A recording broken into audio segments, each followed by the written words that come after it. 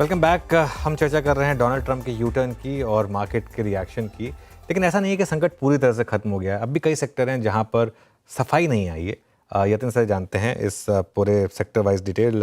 Yatin, good morning, बताइए। Good morning. और देखिए, सबसे खास बात ट्रम्प साहब की ये रही है कि वो अनाउंस पहले कर देते हैं, उसके बाद ऑफिशियल डॉक्यूमेंट्स आते हैं। तो बहुत सारी चीज़ें अभी भी अनक्लियर हैं, खास करके ऑटो सेक्टर पे, क्योंकि ऑटो सेक्टर पे बहुत सारे चेंजेस ट्रम्प साहब ने अलग से किए हैं। तो अलग से अगर कोई रिवीजन आता है तो वो देखने लायक होगा। लेकिन जैसी परिस्थिति अभी बनी हुई है वो हिसाब से ऑटो टैरिफ अभी भी 25% पे बने हुए हैं। खास करके कनाडा और मेक्सिको से जो गाड़ियां यूएस में इंपोर्ट होती हैं उस पर 25% का जो टैरिफ है वो बरकरार रखा गया है। हाल फिलहाल उस पर कोई प्रकार का क्लैरिफिकेशन या नोटिफिकेशन नहीं आया, इसके लिए अजम्पशन है। इसके अलावा जो non US MCA compliant imports हैं उसका क्या होगा, यहां भी आपको क्लैरिटी नहीं है। तो कहीं ना कहीं ऑटो कंपोनेंट्स की जो इंपोर्ट है उस पर 25% का टैरिफ अजम्पशन अभी भी बरकरार रहेगा। इसके अलावा स्टील और एल्यूमिनियम पे भी अमेरिका ने टैरिफ लगाए थे 25% के, वो भी स्टे करेंगे। और खास करके जो चाइनीज़ इंपोर्ट्स हैं उस पे भी जो क्लैरिफिकेशन है वो अभी तक नहीं आया, किस तरीके से यहाँ टैरिफ ब्रेकअप होगा। अगर हम बात करें फार्मा और सेमीकंडक्टर की, तो ट्रम्प साहब ने ऑन रिकॉर्ड कहा है कि यहाँ अभी भी टैरिफ लगने की पूरी उम्मीद है। वहाँ पॉज का इंपैक्ट आता है कि नहीं, ये भी देखने लायक रहेगा। अगर हम एनालिस्ट की माने तो ये जो 90 दिन का टैरिफ पॉज ऑर्डर है इस पे काफ़ी क्लैरिटी अभी भी आना बाकी है। खास करके जो प्री बाइंग है सेकंड क्वार्टर में किस तरीके से होती है उस पर ध्यान रहेगा। अगर हम बात करें कंज्यूमर स्पेंडिंग की, तो प्री बाइंग की वजह से सेकंड क्वार्टर शायद मजबूत रहेगा। कैलेंडर ईयर फॉलो करता है यूएस, वो हिसाब से। और अगर हम बात करें Q3 की, तो यहाँ एक स्लोडाउन आ सकता है। तो कहीं ना कहीं प्री बाइंग से बहुत सारी भारतीय कंपनी को फायदा होगा, चाहे वो केमिकल इंडस्ट्री हो, चाहे वो आईटी स्पेंडिंग हो। बहुत सारी चीज़ें पे अभी क्लैरिटी आना बाकी है, लेकिन क्लियरली एक्सपेक्टेशन ये है कि जो नोटिफिकेशन आएगा 1-2 दिनों में, यहाँ ज़्यादा क्लैरिटी आती हुई नजर पड़ेगी, खास करके ऑटो इंपोर्ट्स पर। बिल्कुल, चलिए यानी शुक्रिया। इन एक दो सेक्टर से बात कर लेते हैं। प्रशांत जी, फार्मा, खासतौर से बिग फार्मा जो है, big Indian pharma, generic pharma, इस पर अब आपका क्या व्यू होगा? क्योंकि यहाँ पर अभी भी थोड़ा सा असमंजस बना हुआ है। एक व्यू ये भी है कि चाहे टैरिफ लग भी जाए तो भी दवाइयाँ तो उनको लेनी ही हैं, और फिर भी हमारी दवाइयाँ सस्ती ही होंगी कंपैरेटिवली। तो क्या अप्रोच रहेगी यहाँ पर? नहीं, बिल्कुल अनुज जी, आई थिंक कि ये एक सेक्टर जो उन्होंने एग्जेम्प्ट किया था पहले टैरिफ से कि उसे स्पेशली अलग से ट्रीट करेंगे, तो वो अभी देखना बाकी है कि क्या उनका प्लान है। मेरे अनुमान से ये जो उन्होंने पहले इस पे अनाउंस नहीं किया और स्पेशली ट्रीट करेंगे, वो कई कारण उसके थे। एक तो क्योंकि ये बहुत सेंसिटिव सब्जेक्ट है। ऑलरेडी यूएस में कॉस्ट्स, मेडिकल कॉस्ट्स इंक्लूडिंग जो दवाइयों की अ, ये खर्चे हैं, बहुत ज़्यादा है, दुनिया भर में सबसे ज़्यादा है। तो वो उन्हें केयरफुली करनी थी। एंड वो जो कह रहे हैं कि बाद में करेंगे, वो उन्हें भी पहले से पता था कि ये पूरा निगोशिएशन पे आने वाला है। तो हो सकता है कभी फार्मास्यूटिकल पे अनाउंस करना ही ना पड़े स्पेशली। पर जो हद तक इनका विचार है करने का, मेरे हिसाब से ये यूरोप के प्रति है। ये यूरोपियन दवाएं बहुत महंगी है यूएस में। ये इंडियन जेनेरिक्स पे आई डाउट कि कुछ लंबा चौड़ा टैक्स का इनका विचार है, टैरिफ का इनका विचार है। जो 10% सब पर लगाएंगे वो हो सकता है लगेगी, but I don't think generics पे कोई खास टैरिफ, स्पेशल टैरिफ्स का ऐसा रिस्क होना चाहिए।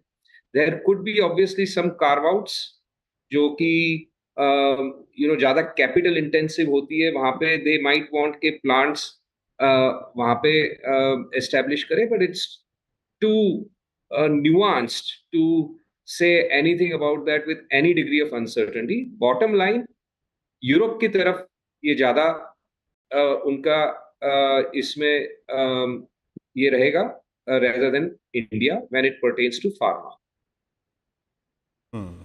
अच्छा नीलेश भाई, आपसे एक प्रश्न है। ये मेरे ख्याल से ये प्रश्न मैंने आपसे 2 महीने पहले भी किया था। एक म्यूचुअल फंड इन्वेस्टर इस दौर को कैसे अप्रोच करे? भाई उसकी SIPs होती हैं, जारी रहती हैं, तो उसको एवरेजिंग का बेनिफिट मिलता है।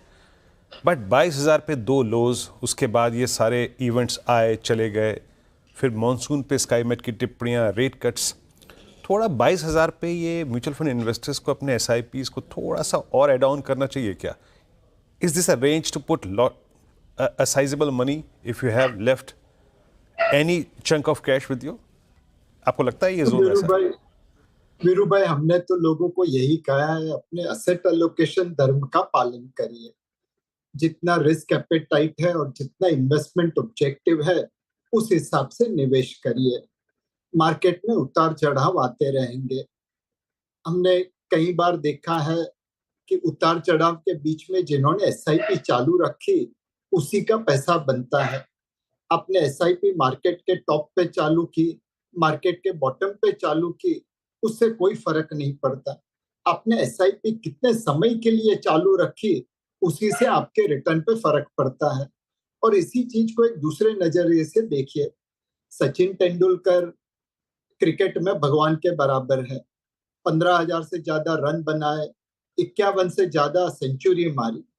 बट उनका जो स्ट्राइक रेट था, वो 100 बॉल पे 54 रन का था। वो चाहते तो 100 बॉल पे 200 रन बना सकते थे, बट कुछ बॉल छोड़े, किस पे चौके छक्के मारे, एवरेज करते रहे, पिच पे खड़े रहे, तो 15,921 रन बनाए और 51 शतक लगाए। उसके एग्जैक्ट ऑपोजिट है शाहिद अफरीदी।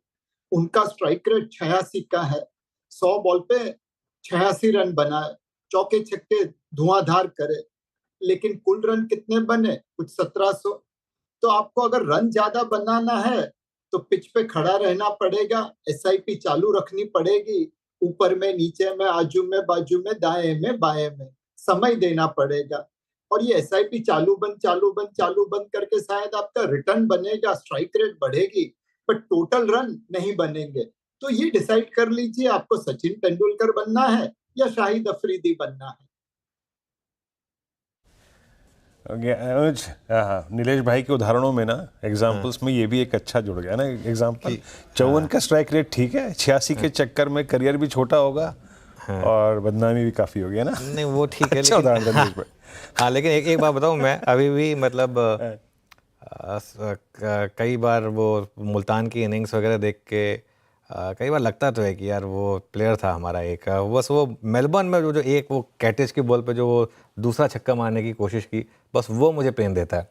चलिए, अब चर्चा हो रही थी फार्मा की।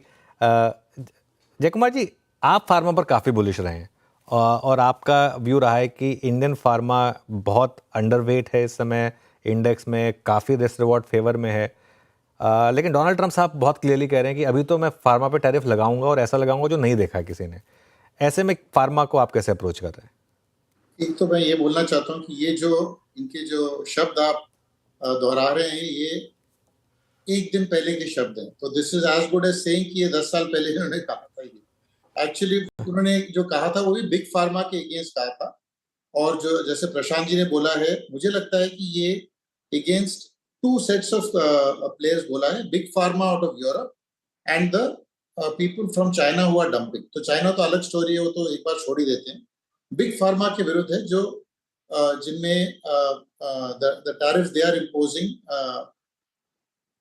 I think EU is the target in this, and ultimately जो मैं आज भी बोलूंगा रोल बैक किया है या स्ट्रेटेजिकली उन्होंने ये टैरिफ्स निकाले हैं, लेकिन उन्होंने जरूर इस बात का गौर किया है कि इधर mass protest, it is sensitive, inflationary है। और एक जगह जहां जो ऑटो का भी उन्होंने 25% जो बोला है वो शायद उसमें चेंज हो सके, लेकिन फार्मा के बारे में कोई नंबर ही नहीं आया है।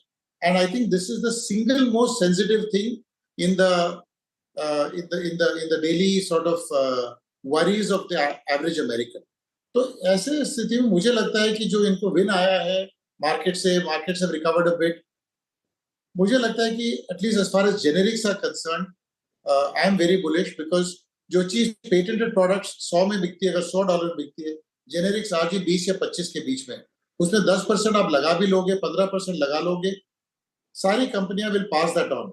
तो इसमें पब्लिक से आप 20 या 15% या 10% भी आप चार्ज कर लोगे, मतलब इसका किसी का फायदा नहीं है, सिर्फ पब्लिक का घाटा है। Indian companies will not lose, the generic companies will not lose, and who is earning at the expense of the American individual? It is the American government जो टैरिफ चार्ज करेगी, and these will be pass on in terms of prices. तो मुझे नहीं लगता है कि generics पे कोई इम्पैक्ट आएगा। इनफैक्ट बिकॉज वो कह नहीं पाए, जो एक बढ़िया चीज है ट्रम्प साहब के बारे में, कि जो उनके पेट में रहता है वो उगल देते हैं। तो अगर ऐसा कुछ कहना होता तो अभी तक कह देते। जो पब्लिक आउटक्राई हुआ है इसको मद्देनजर रखते हुए आई थिंक वो कुछ कहेंगे भी नहीं और कुछ करेंगे भी नहीं। आई एम कॉन्फिडेंट दैट जो भाव में ये जेनेरिक्स भाव में या उसमें जो कटौती हुई स्टॉक प्राइसेस में, it is a great opportunity to buy, number one. And number two, the shortages, very important, the shortages which the US government or the federal FDA announces was the highest at 395 last quarter end. हर quarter में ये shortages announce करती है। ये shortages will increase dramatically क्योंकि China has now been cut out of the market. और जो tariff की बात हो रही है, चाइना पे ज्यादा इंपैक्ट आएगा in terms of things like pharmaceutical, which is actually a relative advantage for Indian companies specially in pharmaceuticals. Okay, point taken. अच्छा, बाय द वे वो थोड़ा सा मैं गलती कर गया था, वो मैं नीलेश भाई ने अफरीदी से कंपेयर किया था, नॉट सहवाग। वो मिल रहा था कि क्योंकि वो तो थोड़ी सी मुझसे वो समझ में गलती हुई थी, तो उसको ज़रा मैं अपने करेक्ट कर लेता हूँ। लक्ष्मण जी के पास चलते हैं। लक्ष्मण जी एक बहुत ही इंटरेस्टिंग खबर ब्रेक कर रहे हैं। अब 90 दिन मिले हैं, तो 90 दिन में हमारी सरकार भी कुछ ना कुछ तो करेगी। लक्ष्मण जी, गुड मॉर्निंग, बताइए सरकार क्या करने जा रही है? देखिए, इस 90 दिन को सरकार चाहती है कि 3 फ्रंट पे काम करें। सबसे पहली बात तो ये कि इस 90 दिन के भीतर भीतर अमेरिका के साथ, यूएस के साथ एक बायलैटरल ट्रेड एग्रीमेंट का शुरुआती हिस्सा साइन कर लेना चाहती है, जिसको कह सकते हैं पार्शियल बीटीए, यानी बायलैटरल ट्रेड एग्रीमेंट साइन कर सकती है, जिसके तहत कई सारे प्रोडक्ट पर भारत इंपोर्ट ड्यूटी घटा सकती है जो यूएस से आते हैं, और ताकि रेसिप्रोकल टैरिफ से एक परमानेंट रिलीफ मिल जाए। इसको लेकर कई दौर की बातचीत हो चुकी है और बहुत हद तक संभावना है कि कुछ हफ्तों के भीतर ये डील साइन हो जाए। दूसरा, जो यूरोपियन यूनियन और यूके हैं, उसके साथ फ्री ट्रेड एग्रीमेंट की जो बातचीत चल रही है उसको काफ़ी रफ्तार देना चाहती है, ताकि वो भी बहुत जल्दी उसको साइन कर लें, ताकि आगे चल के जो ट्रेड रिस्क हो उसको कम से कम किया जा सके। और तीसरा, ऐसे हालात में चीन से इंपोर्ट की संभावना, डंपिंग की संभावना काफ़ी ज़्यादा है, तो उस डंपिंग को रोकने के लिए एक इंटर मिनिस्ट्रियल कमेटी बना दी गई है, एक मैकेनिज्म बना दिया गया है ताकि डंपिंग ना हो सके, इससे घरेलू इंडस्ट्री को बचाया जा सके। तो इन 3 मोर्चे पर सरकार आगे 90 दिन में काम करते हुए आपको दिखेगी। नीलेश भाई, लक्ष्मण जी बहुत बहुत शुक्रिया। नीलेश भाई, आपने सुना होगा लक्ष्मण जी क्या कह रहे हैं। आप क्या एक्सपेक्ट करेंगे सरकार से इन 90 दिनों में? एक अमेरिका के साथ बायलैटरल निगोशिएशंस जो चालू है उसे हम एक लॉजिकल कंक्लूजन पे पहुंचा है, और अमेरिका से कहे कि आप टैरिफ के साथ साथ सिक्योरिटी को भी इवैल्यूएट करिए। जब अगर आपने आपका सारा सॉफ्टवेयर प्रोग्राम चाइना से लिखवाया होता तो अब तक कितने वायरस, कितने साइबर सिक्योरिटी रिस्क आपको झेलने पड़ते। भारत से लिखवाया तो आपको साइबर सिक्योरिटी रिस्क या वायरस की चिंता नहीं करनी पड़ रही है। तो टैरिफ के साथ साथ सिक्योरिटी का भी ध्यान रखिए। दूसरी चीज है जो लक्ष्मण जी ने कही, वो बहुत ही इंपॉर्टेंट है। चाइना के पास मैसिव मैन्युफैक्चरिंग कैपेसिटी है। अमेरिकन मार्केट से निकलेगा तो कहीं ना कहीं तो उसे इन चीजों को रखना पड़ेगा, बेचना पड़ेगा, और इसीलिए हमें बहुत प्रोएक्टिवली चाइना से एंगेज करना पड़ेगा कि उनका सारा माल हमारे यहाँ पे डंप नहीं हो। अब वहां जब अमेरिका ने उन्हें धुतकारा है तो अपने साथ चाइना इंडिया भाई भाई की बात कर रहे हैं। सबसे पहले कहना चाहिए कि भाई अरुणाचल प्रदेश के आप जो गलत क्लेम लगा रहे हो वो निकाल दो। अरुणाचल प्रदेश के बंदों को वीजा स्टेपल करके देते हो, वो सब बंद कर दो। पहले दोस्ती का हाथ बढ़ाओ ताकि हम आपके बारे में सोच सके, बट कुछ करके दिखाओ। खाली चाइना इंडिया भाई भाई बोल के कोई फायदा नहीं है। और तीसरी चीज, मतलब पंचतंत्र की एक कहानी है, 2 बंदर की और एक बिल्ली की। अब तक हम पंचतंत्र की कहानी के बंदर थे जिसकी रोटी बिल्लियां ले जाती थी। अब हमें बिल्ली बनना है तो अमेरिका से भी रोटी खा सके और चाइना से भी खा सके। बहुत सही उदाहरण देते हैं आजकल नीलेश भाई, और वो बचपन की कहानियाँ याद आ जाती हैं। वो ऐसी कहानियाँ जो हमने पढ़ी थी और बार बार रिविजिट करते हैं। चलिए, इस कार्यक्रम के आखिरी क्रम में चल रहे हैं और एक चीज़ और करते हैं। ब्रोकरेजेस, ग्लोबल ब्रोकरेजेस के इमीडिएट रिएक्शन क्या आए हैं, क्योंकि ध्यान रखिएगा बहुत कुछ ग्लोबल फैक्टर से भी रिलेटेड है। कितने रेट कट होंगे, रिसेशन फियर कितना कम हुआ, ये सब जानकारी लेकर एक बार यतिन के पास वापस चलते हैं। तो बताइए क्या ब्रोकरेज रिपोर्ट्स आई और क्या कहते हैं ब्रॉडली? जी, 2-3 ब्रोकरेजेस जिन्होंने एक इमीडिएट फर्स्ट कट रिएक्शन दिया, उसमें सबसे पहले गोल्डमैन सैक्स की बात करते हैं, जिन्होंने अपना जो रिसेशन का आउटलुक था उसको चेंज कर दिया है। अब उनको लगता है कि 45% ही प्रोबेबिलिटी है कि यूएस रिसेशन में चला जाए, जबकि उनको लगता था अगर ये टैरिफ कंटिन्यू हो जाते तो पक्की तरीके से यूएस रिसेशन में चला जाता। अगर हम बात करें रेट कट्स की तो इनको लगता है कि फेडरल रिजर्व 3 रेट कट करेगा 25 बेसिस पॉइंट्स की इसी साल में। तो कैलेंडर ईयर 25 में 75 बेसिस पॉइंट्स का कुल मिला के रेट कट एक्सपेक्ट कर रहा है गोल्डमैन सैक्स। इसके अलावा अगर हम सिटी की बात करें तो कहीं ना कहीं सिटी को लगता है कि अमेरिका स्लो डाउन बर्दाश्त नहीं कर सकता है। इनफैक्ट जो महंगाई दर बढ़ने वाली है उसके फियर्स के चलते ट्रंप साहब ने एक पॉज अनाउंस किया है। उनको लगता है कि मई और जून कहीं ना कहीं फेडरल रिजर्व रेट काटना शुरू कर देगा और 25 बेसिस पॉइंट्स हर मीटिंग में शायद आपको रेट कट होता हुआ दिखाई दे। सेक्टर स्पेसिफिक टैरिफ जिसकी हम पहले बात कर रहे थे, ऑटो, एल्यूमिनियम, स्टील, उनको लगता है कि ये बरकरार रहेंगे, हालांकि इस पर क्लैरिटी आना बाकी है। इसके अलावा फार्मा और सेमीकंडक्टर, ये 2 सेक्टर्स हैं जहां सिटी की निगाहें पैनी तरीके से बनी हुई हैं, क्योंकि उनको लगता है कि बहुत हाई चांस है कि इलेक्ट्रॉनिक मैन्युफैक्चरिंग, सेमीकंडक्टर या दूसरे सेक्टर्स पे ट्रंप साहब स्पेसिफिक टैरिफ्स ला सकते हैं। आखिर में एवरकोर की बात करें तो ये एक रिसर्च फर्म है जिनको लगता है कि 13% यूएस के इंपोर्ट्स इस तरीके से हैं जो चाइना की सप्लाई चेन से जुड़े हुए हैं। तो इनके ऊपर किस तरीके से यूएस रिएक्ट करता है इस पे कहीं ना कहीं नजर बनी रहेगी और उनको लगता है फेडरल रिजर्व रेट कट के साथ क्वांटिटेटिव ईजिंग भी सिलेक्टिवली इनिशिएट कर सकता है। बिल्कुल, ये बहुत इंपॉर्टेंट चीज़ कही यतिन ने। Jay Kumar ji, at the end of the day कल सबसे बड़ी शॉर्ट कवरिंग लोग एक्सपेक्ट करेंगे मेटल्स में और आईटी में, क्योंकि सबसे ज़्यादा शॉर्टिंग वहीं हुई थी। लेकिन इन 2 सेक्टर्स पर अब क्योंकि ये ग्लोबली फेसिंग सेक्टर्स हैं, क्या व्यू होगा आपका? आई थिंक सब कुछ होने के बाद एक सिर्फ 2 रियलिटीज रह जाती हैं कि जिस तरह स्कॉट बेसेंट ने कहा था कि the first number of tariffs they mentioned is the ceiling, it can only go down after that, और कल का नंबर है वो फ्लोर है। तो यानी कि tariffs are now here to stay. 10% पे हम निकल जाएं तो बढ़िया है। To the extent other countries will be slightly higher and we are at 10, we could be benefited. इस माहौल में स्पेशली ओवरसीज और ग्लोबल फेसिंग जो इंडस्ट्रीज है like metals etcetera, we do stand to benefit because the number 1 competitor जो China है, जहाँ dumping वगैरह होता था, जिससे that could be restricted, because I expect a lot of countries now to come in and start putting barriers based on maybe US negotiations through these countries to put certain restrictions on Chinese goods reaching their shores. Because the biggest fear that now the US will have is that China will go through other countries to get the same products to their markets. Because ultimately the US is the consumption capital of the world. And the opportunity that countries like India will have is actually to avoid that happening and shore up the domestic manufacturing in those sectors. So, isko dekhte hue, I think metals will be big beneficiaries. I've talked about pharma already, so us pe chhod deta hu. IT services pe, I'm not still very sure. Mujhe lagta hai ki the ongoing impact of lower cost AI, lower cost development, but the higher spending in the US, in sab cheezon mein thoda moderation aayega US mein. Companies will not continue to spend the way they are. In fact, already one of the things after the tariff is Microsoft has announced $1 billion data center, which they've just cancelled in Ohio. So, जहाँ तक Trump का सवाल था, they were expecting manufacturing to go back into the US. मुझे तो लगता है इतना inefficient country है in terms of at least costs etc. that वहाँ manufacturing लगना बहुत difficult है. In fact, the opportunity may be that in preference to China, more and more multinationals will talk about setting bases in other parts of the world. Whether they happen to be India, I don't know, but India along with others will be in the so that offshoring or outsourcing the move that was there, that may intensify. So these are the few things that I would like to put. अच्छा नीरज भाई, कल का price action FMCG में बहुत strong था।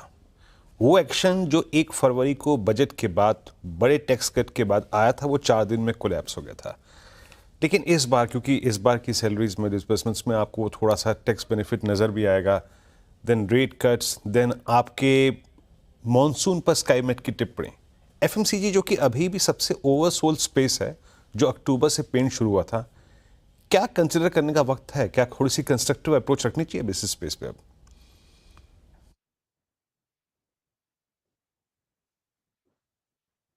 नीलेश भाई, आपसे पूछा वीरू ने सवाल, अगर आपने सुना हो तो।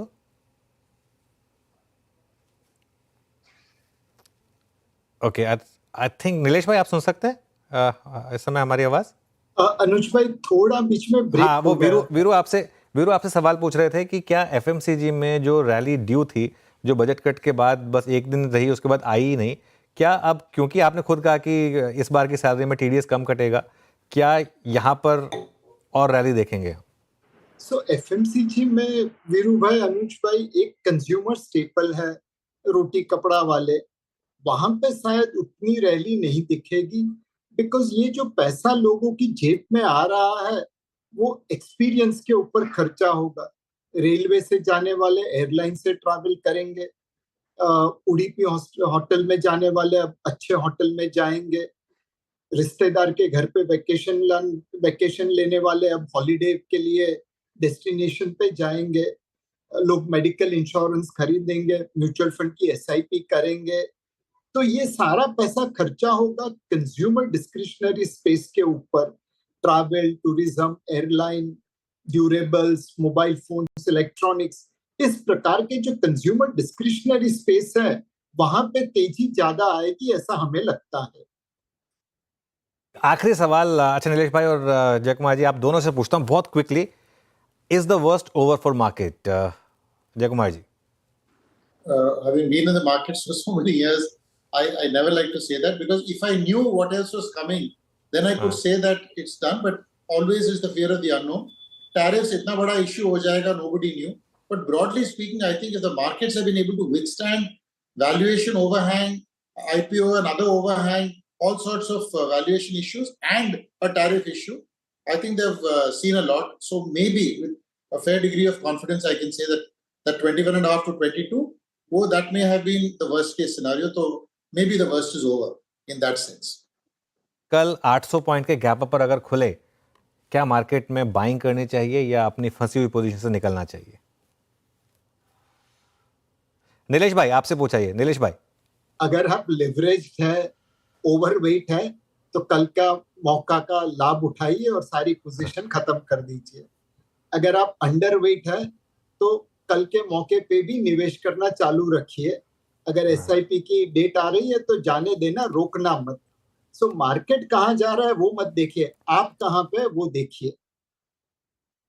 चलिए, बहुत बहुत शुक्रिया आप तीनों का आज हमारे साथ जुड़ने के लिए। एक छुट्टी वाले दिन आपने समय निकाला, हमारे साथ जुड़े और 1 घंटे तक आप हमारे साथ रहे, इसके लिए बहुत बहुत शुक्रिया आप सभी का।